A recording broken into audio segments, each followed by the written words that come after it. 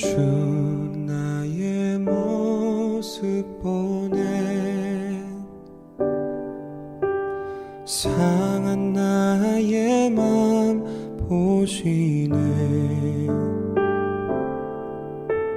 주 나의 눈물 안에 홀로 울던 맘 아시네 세상 소망 다 사라져가도 주의 사랑은 끝이 없으니 살아가는 이 모든 순간이 주의 힘을 나는 믿네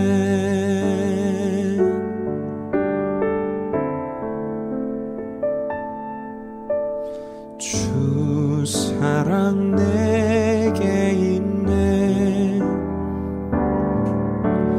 그 사랑이 날 채우네 주네 내게 있네 그네로 날 세우네 세상 소망 다 사라져가도 주의 사랑은 끝이 없으니 살아가는 이 모든 순간이 주의 힘을 나는 믿네 세상 소망 다 사라져가도 주의 사랑은 끝이 없으니 살아가는 이 모든 순간이 주의 힘을 나는 믿네 살아가는 이 모든 순간이 주의 힘을 나는 믿네 주의 힘을 나는 믿네 주의 힘을 나는 믿네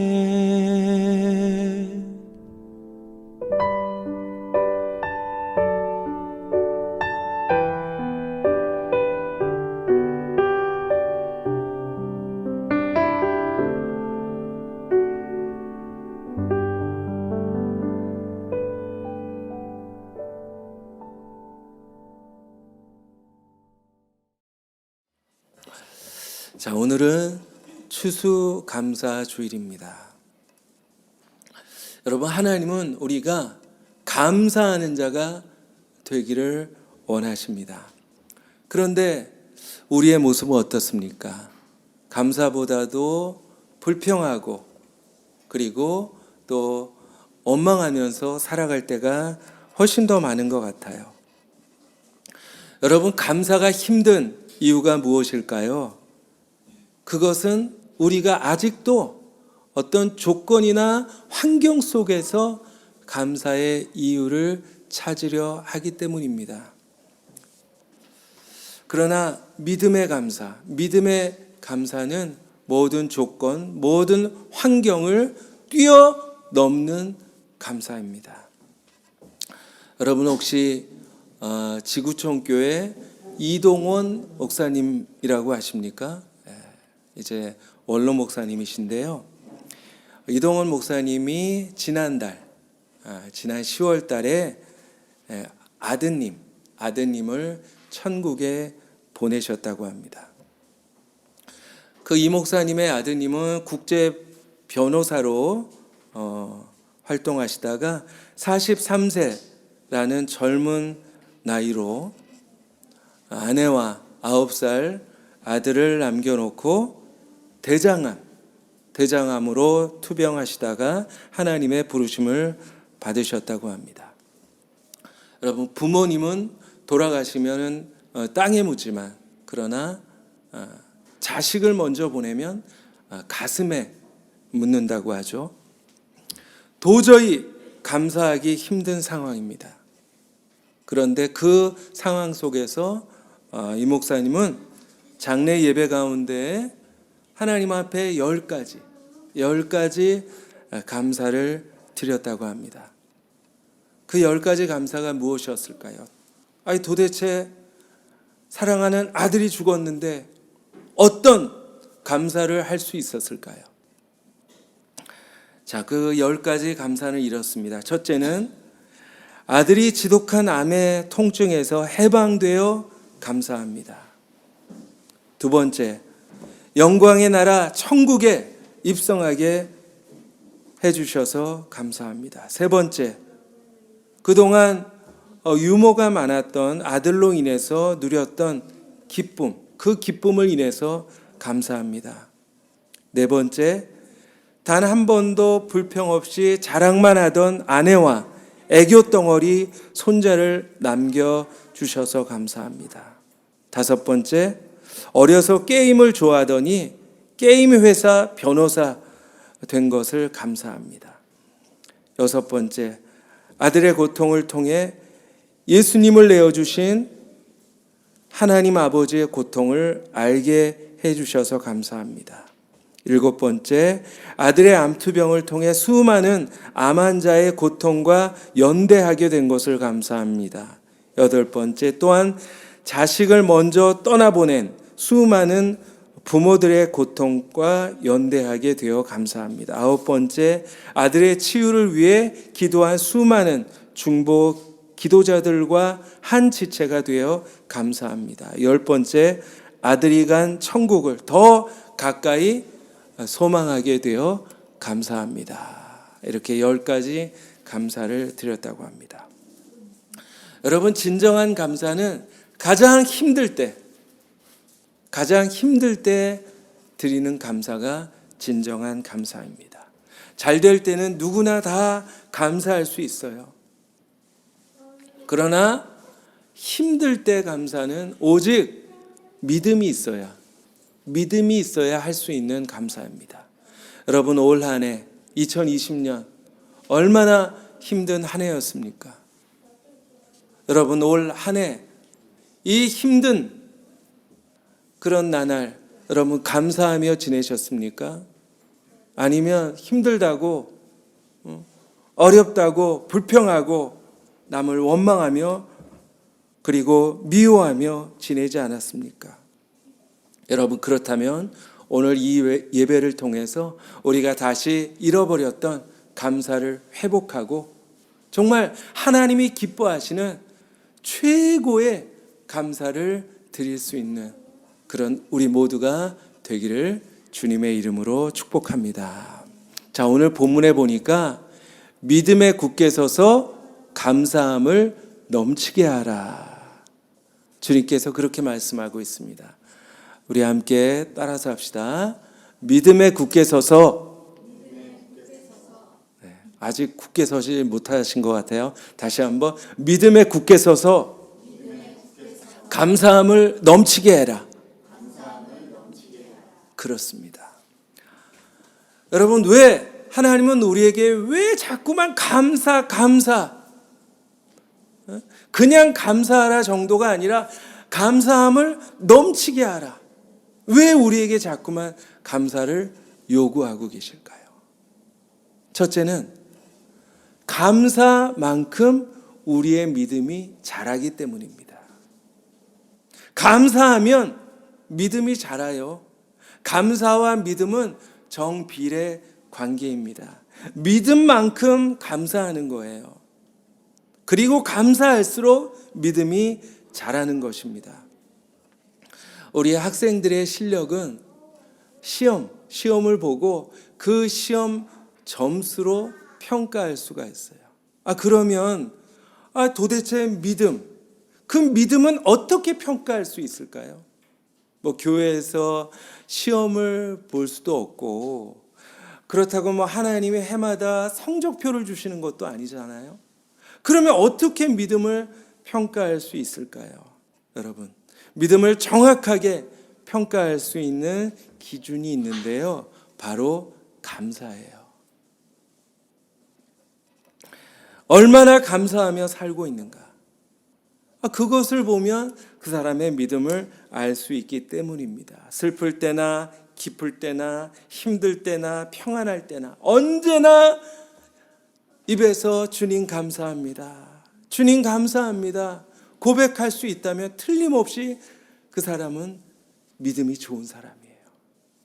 그런데 입만 열면 불평하고, 입만 열면 저주하고, 입만 열면 한숨 푹푹 쉬고, 그런 사람은 아마 분명히 믿음이 없는 사람일 것입니다. 여러분 믿음이 자라고 싶으십니까? 그냥 늘 어린아이 같은 그런 믿음에 머물고 싶습니까? 여러분, 믿음이 자라기를 원하신다면 방법이 있어요. 어렵지 않습니다. 감사하면 돼요. 감사하면 믿음이 자랍니다. 목사님, 감사할 게 없어요. 감사가 안 나와요. 여러분, 그렇다면 억지로라도 감사하세요. 억지로라도 우리가 감사하면서 감사의 조건을 찾아내야 됩니다. 찬송가 가사에 보면 받은 복을 세어보아라. 하나님이 나에게 어떤 복을 주셨는지 찾아보아라, 세어보아라, 그렇게 말씀하시잖아요. 여러분, 감사는 저절로 되는 게 아니에요. 우리의 마음은 죄로 물들어 있기 때문에 감사보다는 불평이 더 앞서기 마련입니다. 그러므로 우리는 억지로 감사해야 되는 거예요. 그런데 6절 말씀에 보니까 그러므로 너희가 그리스도 예수를 주로 받았으니, 그렇게 말씀하십니다. 그러므로 너희가 그리스도 예수를 주로 받았으니, 하나님께서 예수님을 우리에게 주님으로 주셨어요. 바로 그것이 우리의 감사의 이유입니다. 감사의 이유는 물질이 아니에요. 건강이 아니에요. 성공이 아닙니다. 바로 하나님께서 예수 그리스도를 우리에게 주셨다는 그 사실이 진정한 감사의 이유인 것입니다. 골로새서 3장 17절을 보니까 또 무엇을 하든지 말에나 일에나 다 예수의 이름으로 하고 그를 힘입어 하나님 아버지께 감사하라. 그를 힘입어, 예수 그리스도를 힘입어 감사하라, 그렇게 말씀하고 계십니다. 그렇습니다. 우리가 가진 것이 없어도, 몸이 아파도, 우리가 고난 가운데 있다 할지라도 감사할 수 있는 이유는 바로 예수 그리스도입니다. 예수님이 우리에게 주신 은혜, 그 은혜를 인하여 감사할 수 있고요. 예수님께서 우리에게 주신 구원, 그 구원을 인하여 감사할 수 있고요. 예수님이 우리를 사랑하시는 그 사랑으로 인하여 감사할 수가 있는 것입니다. 오늘 3절 말씀에 보니까 그 안에는 지혜와 지식의 모든 보화가 감추어져 있느니라. 그 안에는 어디? 바로 예수 안에는, 예수님 안에는 지혜와 지식의 모든 보화가 감추어져 있다. 그렇게 말씀하십니다. 예수님 안에는 보화가 있어요. 예수님 안에는 보화. 예수님께서 비참하게 십자가에 달려 죽으셨지만, 그러나 그 예수님 안에는 보화가 담겨져 있습니다. 그 보화를 깨닫는 사람은 이렇게 고백할 수가 있는 거예요. 주 예수보다 귀한 것은 없네. 이 세상 재물과 이 세상 명예와 이 세상 행복과 바꿀 수 없다. 그렇게 고백하게 되는 것입니다. 여러분, 예수님 안에 감춰져 있는 그 하늘의 보화를 발견할 수 있기를 간절히 축복합니다. 그래서 예수님 때문에, 예수님으로 인하여 감사하시고, 그리고 감사한 만큼 여러분의 믿음이 쑥쑥 자라는 그런 역사가 있기를 주님의 이름으로 간절히 소망합니다. 두 번째로 우리가 감사해야 되는 이유는 감사만큼 능력이 생기기 때문이에요. 감사하면 능력이 생겨요. 목사님 무슨 감사한다고 능력이 생겨요? 여러분, 그러나 정말입니다. 감사해 보세요. 감사하면 삶에 에너지가 생겨요. 하루를 감사로 시작하게 되면 그 하루는 정말 활력 있는 하루가 될 수가 있는 거예요. 그런데 여러분, 한번 시험 삼아서 하루 종일 불평만 한번 해보세요. 그러면 어떨까요? 힘이 생길까요? 아니에요. 불평만 하면 힘이 빠져요. 아무것도 할 수 없을 정도로 그렇게 기운이 쭉 빠지는 것입니다. 그러나 감사는 하면 할수록 에너지가 충전이 됩니다. 그래서 감사는 육체의 건강에도 도움이 된대요. 영국의 국제건강연구소에서 조사를 했는데, 마음에 늘 긍정적으로 감사하면서 사는 사람이 그렇지 않은 사람보다 평균 수명이 9.5년, 거의 10년 가까이 더 오래 살더라 하는 그런 결과가 있대요. 워너 솔맨이라고 하는 화가가 있습니다. 그런데 이 화가는 젊었을 때 이제 결혼하고 얼마 안 돼서 병에 걸리게 돼요. 의사가 이렇게 이야기합니다. 당신의 병은 임파선 결핵입니다. 앞으로 3개월밖에 살 수가 없습니다. 당시에 아내는 임신한 상태였다고 합니다.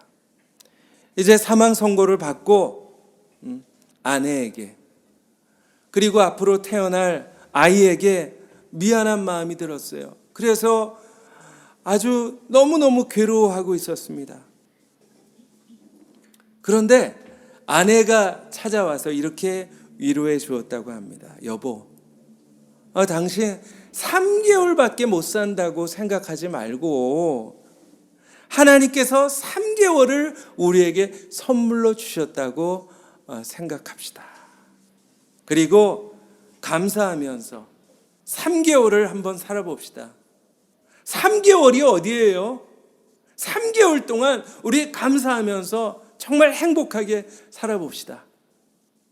아내가 그렇게 이야기했다고 합니다. 그래서 그 3개월 동안 정말 열심히 감사하면서 열심히 기뻐하면서 그렇게 살았습니다. 그리고 그림을 그렸어요.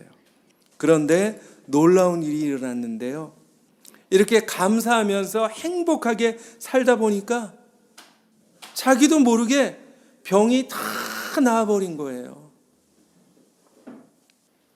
그리고 그때 그림을 그렸는데, 그때 이 솔맨이라고 하는 그림이 바로 이 그림입니다. 예수님의 그림인데, 여러분, 다른 예수님의 그림과 조금 다른 점이 있죠. 머리 대신 그리스도라는 제목의 그림인데, 이 그림의 특징은 예수님이 어때요? 아주 강인한 모습으로 그려져 있는 것을 볼 수가 있습니다. 여러분, 그렇습니다. 감사하면 우리 주님이 능력을 주시는 거예요. 힘을 주시는 거예요. 고난을 이길 수 있는 힘, 병을 이길 수 있는 힘, 유혹을 이길 수 있는 힘을 주셔서 승리하는 삶을 살아갈 수가 있습니다. 여러분, 감사하면서 늘 하나님이 주시는 능력을 공급받아 정말 아주 활기차게 살아가는 저와 여러분이 됐으면 간절히 소망합니다. 마지막 우리가 감사해야 되는 이유는 감사하면 축복이 임해요. 감사에는 하나님의 축복이 따릅니다. 성경에 보면은 감사할 때마다 기적이 일어났어요. 여러분 오병이어 기적 아시잖아요. 오병이어의 기적이 어떻게 일어났는 줄 아세요? 바로 감사의 기적이었습니다. 마태복음 14장 19절에 보니까 예수님께서 보잘것없는 그 오병이어, 그 어린아이에게 오병이어를 받아들고 이렇게 감사하셨습니다. 무리를 명하여 잔디 위에 앉히시고 떡 5개와 물고기 2마리를 가지사 하늘을 우러러 축사하셨다라는 말은 바로 축복하고 감사하셨다, 그런 말이에요. 그랬을 때 그 오병이어 가지고 5,000명을 배불리 먹이시고 그리고 또 12바구리가 남는 그런 엄청난 역사가 일어나게 된 것이죠. 그리고 또 한 번은 예수님께서 사랑하는 친구 나사로가 죽었을 때 그 무덤 앞에서 하나님께 감사하셨어요. 사랑하는 나사로가 죽어서 무덤에 있는데도 우리 예수님은 감사하셨어요. 요한복음 11장에 보니까 돌을 옮겨 놓으니 예수께서 눈을 들어 우러러 보시고 이르시되 아버지여 내 말을 들으신 것을 감사하나이다. 이렇게 감사하신 후에 나사로야 나오너라 외치셨습니다. 그랬더니 죽은 나사로가 벌떡 일어나 살아서 나오는 그런 기적이 일어났어요. 여호사밧 왕이 전쟁터에서 이제 치열한 전쟁을 하고 있었습니다. 근데 하나님께서 지혜를 주셨어요. 전쟁에서 이길 수 있는 지혜를 주셨는데 어떤 방법이었습니까? 전쟁터에서 성가대를 만들었어요. 성가대를 만들어서 그 성가대가 전쟁터 제일 앞에서 찬송을 불렀어요. 역대하 20장에 보니까 백성과 더불어 의논하고 노래하는 자들을 택하여 거룩한 예복을 입히고 군대 앞에서 행진하며 여호와를 찬송하여 이르기를 여호와께 감사하세 그의 인자하심이 영원하도다 하게 하였더니 어떻게 됐을까요? 아니 전쟁터에서 노래를 불렀어요. 여호와께 감사하세 여호와께 감사하세. 어떻게 됐을까요? 그 무지무지한 암몬과 모압군이 완전히 다 섬멸되고 놀라운 승리를 거둘 수가 있었습니다. 여러분, 우리가 감사할 때 주님이 일하실 수 있어요. 우리가 불평하면, 우리가 낙심하고 우리가 절망하면 주님께서 일하실 수가 없어요. 우리가 감사할 때 주님께서 역사하셔서 우리를 도와주시고 우리의 모든 문제를 해결해 주실 수 있는 것입니다. 시편 50편 23절에 감사로 제사를 드리는 자가 하나님을 영화롭게 하나니. 감사는 하나님을 영화롭게 하는 일, 감사는 하나님을 기쁘시게 하는 일. 여러분 한번 따라서 해볼까요? 감사한 만큼 하나님의 축복이 임합니다. 아멘. 그렇습니다. 감사하면 하나님의 축복이 임하는 거예요. 골로새서. 오늘 성경 본문이 골로새서 말씀인데요. 이 골로새서는 어떤 책입니까? 바로 사도 바울이 옥중에서, 감옥 안에서 쓴 서신이에요. 그 감옥 안에서 감사했습니다. 고문당하고 매맞고 그리고 굶주리는 그런 상황 속에서 사도 바울은 감사함을 넘치게 하라, 그렇게 우리에게 권면하고 있습니다. 감사는 내가 사는 길입니다. 감사해야 내가 살아요.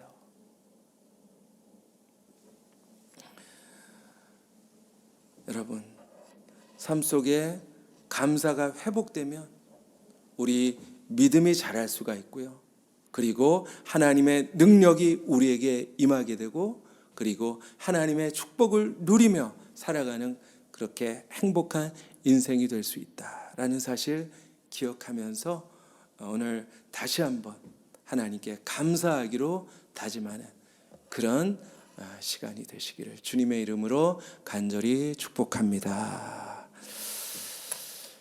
우리 기도하겠습니다. 하나님, 저희들 어리석게도 추수감사 주일이 되어서야 감사를 기억하고 감사를 다짐하게 됩니다.